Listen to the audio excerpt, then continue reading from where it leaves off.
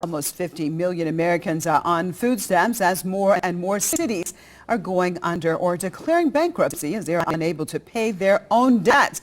And even the federal government itself is on the financial edge, making billions of dollars of cuts. What is going on in the United States as it appears the American dream has gone bust?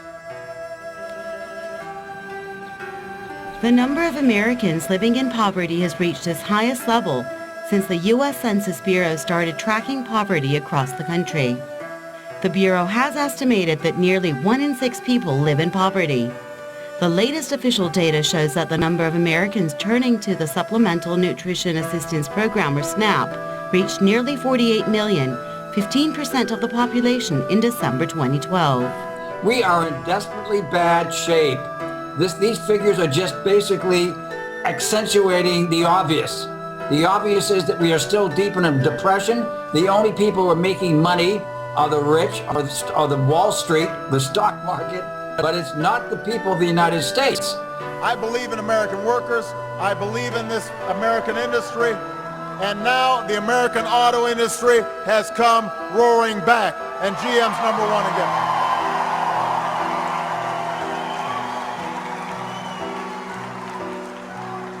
So now I want to do the same thing with manufacturing jobs, not just in the auto industry, but in every industry. I don't want those jobs taking root in places like China. You might be having trouble following GM CEO Ed Whitacre's explanation of how General Motors has paid back its government bailout in full and ahead of schedule. That's because Whitacre is passing more gas than a Hummer.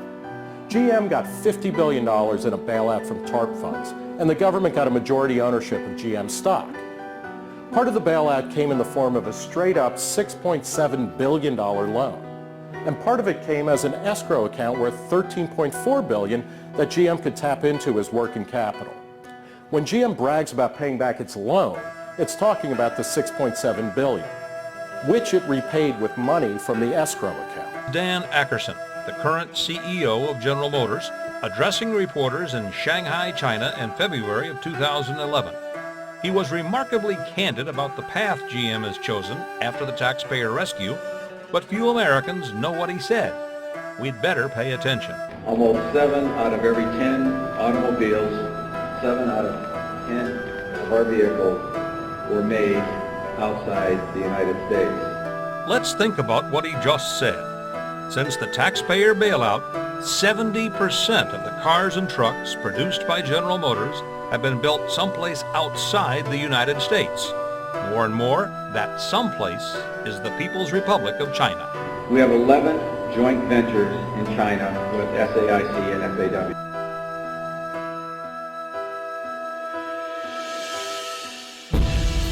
T-minus 90 seconds and counting. All systems are go. So now I want to do the same thing with manufacturing jobs, not just in the auto industry, but in every industry. I don't want those jobs taking root in places like China. For the once proud Motor City, it's the ultimate humiliation. Many people may say this is the lowest point in Detroit's history, but if we weren't to do this, the way I view it, Detroit would continue going downhill. And so isn't it time to say, let's stop. Detroit is broke.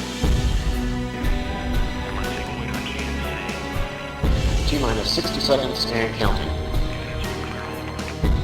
And with GM's help, Communist China is now investing in America. The Chinese government is buying our energy resources and key industrial plants. The former General Motors Next Year plant in Saginaw, Michigan is one of their important acquisitions. No one noticed or objected that the world's most powerful authoritarian socialist government is now the main employer in a Midwest factory town. T-minus 17 seconds and counting. 15. And if people can't trust not only the executive branch, but also don't trust Congress and don't trust federal judges to make sure that we're abiding by the Constitution, due process, and rule of law, then we're going to have some problems here.